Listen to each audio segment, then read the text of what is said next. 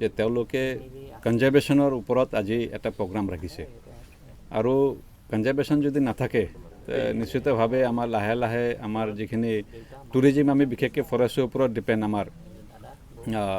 BTR tourism বুলি ক'লে তো ইয়াতে যদি আমাৰ কনজাৰ্ভেশ্যনেই নাথাকে যদি গছ গছনিয়ে নাথাকে যদি আমাৰ জীৱ জন্তুৱে নাথাকে তেতিয়াহ'লে নিশ্চয়কৈ টুৰিষ্ট আমি ইয়াতে প্ৰমোট কৰিব নোৱাৰিম তো টুৰিজিম প্ৰমোট হোৱাৰ আগতে চবতকৈ ইম্পৰ্টেণ্ট হ'ল আমাৰ কনজাৰ্ভেশ্যন তো কনজাৰ্ভেশ্যনৰ ওপৰত আজি এইটো মিটিং ৰখা হৈছে তেওঁলোকে ইনিচিয়েটিভ লৈছে আৰু মই তেওঁলোকক এইটো ছ'চাইটিক মই ধন্যবাদ জ্ঞাপন কৰিছোঁ আৰু মই সকলো BTR-বাসী ৰাইজক মই এইটো জনাব বিচাৰিছোঁ আপোনালোকৰ মাধ্যমেদি যে আমাৰ BTR-ত যিখিনি আমাৰ সুন্দৰ যিটো পৰিৱেশ আছে এই পৰিৱেশটো যাতে আমাৰ অটুট থাকে আৰু যিসকল আমাৰ প্ৰচাৰ ভাইসকল তেওঁলোকে বহুতে চাৰেণ্ডাৰ কৰিছে আৰু ইতিমধ্যে মই গম পালোঁ চাৰেণ্ডাৰ কৰা কেইজনো আকৌ দ্বিতীয়বাৰ আকৌ পচিঙত এনেকুৱা লাগি গৈছে তেওঁলোকে যাতে এইটো নকৰে কাৰণ ইয়াৰ বাহিৰেও পচিঙৰ বাহিৰেও আমাৰ বহুত বেলেগ চ'ৰ্চ অফ ইনকাম তেওঁলোকে পাব পাৰে বিভিন্ন ধৰণৰ গভৰ্ণমেণ্ট আঁচনিবোৰ আছে তেওঁলোকে সেইবোৰ ল'ব লাগে আৰু আমাৰ এইটো ফৰেষ্ট লাইফটো আমি কনজাৰ্ভ কৰিব লাগে জীৱ জন্তুবোৰ আমি কনজাৰ্ভ কৰিব লাগে তেতিয়াহে লাহে লাহে আমাৰ ইয়াতে টুৰিষ্ট অহা আৰম্ভ হ'ব আৰু আমাৰ ইকনমিটো অট'মেটিক গ্ৰ' হ'ব ইতিমধ্যে আৰম্ভ হৈছে টুৰিষ্ট অহা আৰম্ভ হৈছে ইতিমধ্যে আপোনাৰ মুম্বাইৰ এজন খুব নামী দামী ফিল্ম ডাইৰেক্টৰ আহি গ'ল তাৰ উপৰি তেলেংগানাৰ টুৰ অপাৰেটৰ প্ৰায় 22জনমান টুৰ অপাৰেটৰ আহি গ'ল তেওঁলোকে এসপ্তাহ থাকিলে ডাইৰেক্টৰজনৰ এসপ্তাহ থাকিলে আৰু মানসততো সঘনে এতিয়াতো মানসত আপোনাৰ বুকিং ফুল হৈ আছে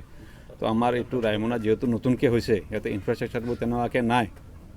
তো লাহে লাহে আমি ইনফ্ৰাষ্ট্ৰাকচাৰখিনি লাহে লাহে বনাবলৈ চেষ্টা কৰি আছোঁ আমাৰ IBবোৰ বা আমাৰ যিখিনি গেষ্ট হাউচ আছে এইখিনি অলপমান কণ্ডিশ্যনবোৰ বেয়া হৈ আছে এইখিনি ৰিপেয়াৰিং ৰিন'ভেশ্যনৰ প্ৰয়োজন আছে তো এইখিনি কৰাৰ পিছত নিশ্চয়কৈ আমাৰ এইটো অঞ্চলতো বহুত টুৰিষ্ট আহিব ৰায়মনা নেশ্যনেল পাৰ্কত আমাৰ ভিতৰত আগতে আমাৰ টুৰিজিমৰ এইটো এটা গেষ্ট হাউচ আছিল সেইটো এতিয়াও আছে কিন্তু এতিয়া আমি টুৰিজিম গেষ্ট হাউচ বুলি ক'ব নোৱাৰোঁ যিহেতু নেশ্যনেল পাৰ্ক ঘোষণা হ'ল এইটো আমি কনজাৰ্ভেশ্যন চেণ্টাৰ বুলি আমি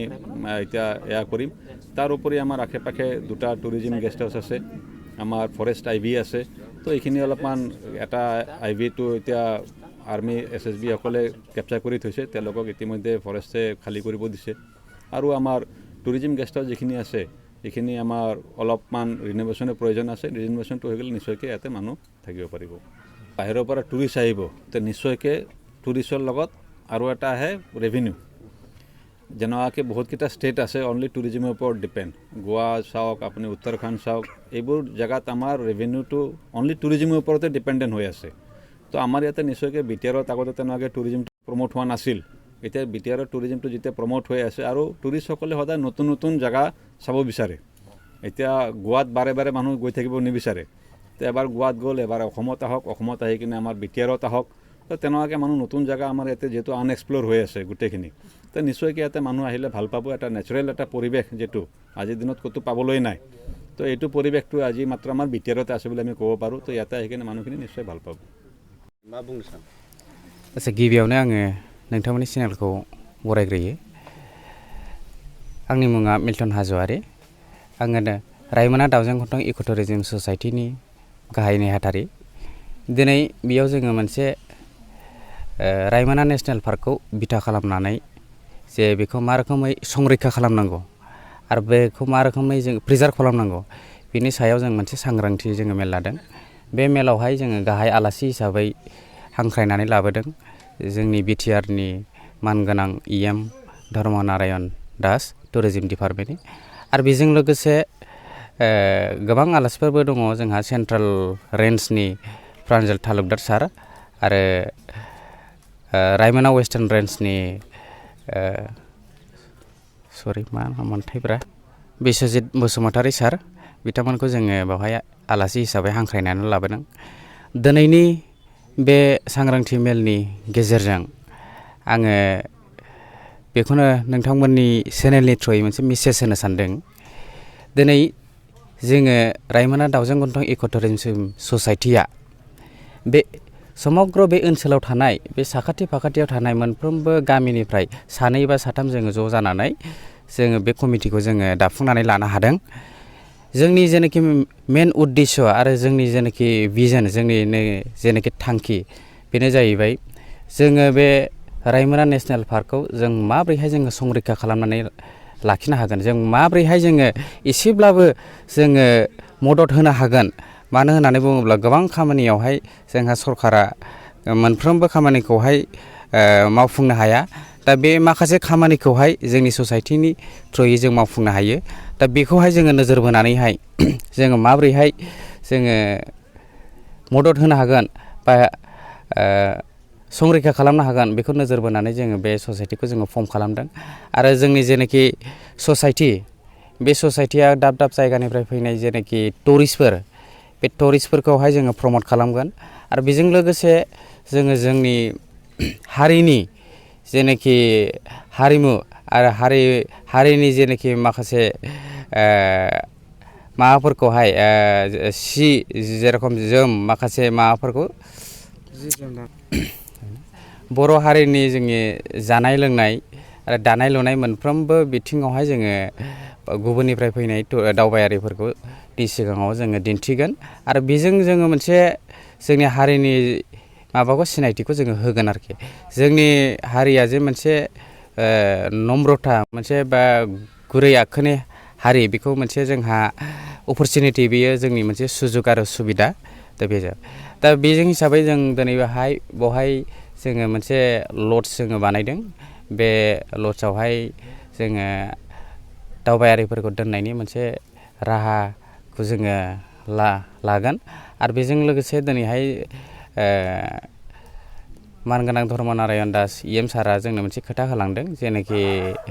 टेन्ट होलांनायनि आरो माखासे हेल्प हरनायनि खोथाखौ होदों दा बेजों लोगोसे सारमोननि जेनाखि मददजों जोङो जोंनि बे ससाइटिखौ बा जोंनि बे लजखौहाय जोङो मोगथां महर होगोन आरो होननानै आङो गोथौ मिजिंथियो आरोखि बे टुरिजिमफोर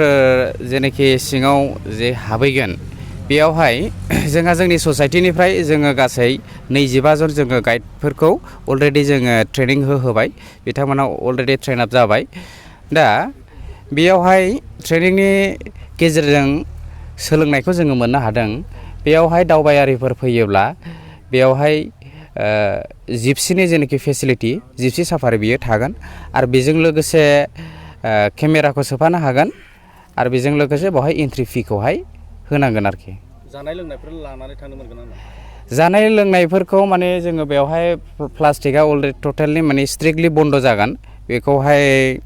चान्स होनाय जानाय नङा आरोखि दा बेनि गेजेरजोंहाय जानाय लोंनायखौहाय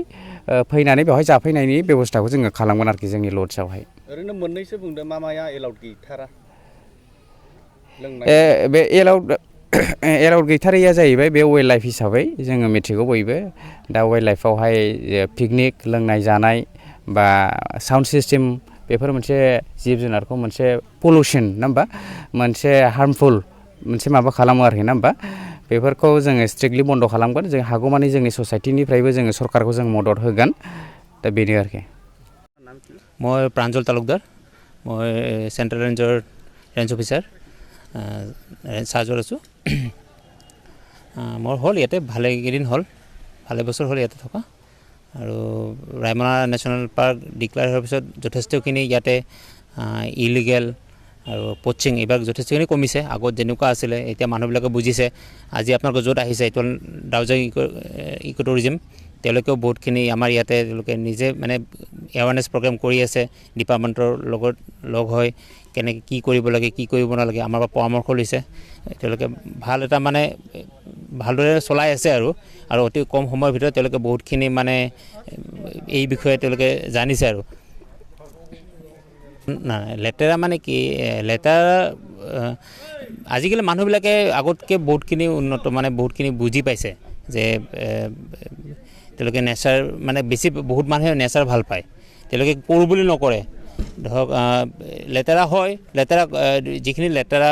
মানে আজিকালি প্লাষ্টিক ইউজ কৰিব নালাগে আজি সেই কথাটো কৈছে EM ছাৰে কৈছে ময়ো কৈছোঁ আমাৰ ৰায়মনাৰ ৰেঞ্জাৰে কৈছে যে প্লাষ্টিক ব্যৱহাৰ কৰিব নালাগে প্লাষ্টিক বটল ব্যৱহাৰ কৰিব নালাগে আৰু মানে যিমানখিনি পাৰে মানে প্লাষ্টিক ইউজ নকৰাকৈ ধৰক ইউজ কৰিব লাগে আৰু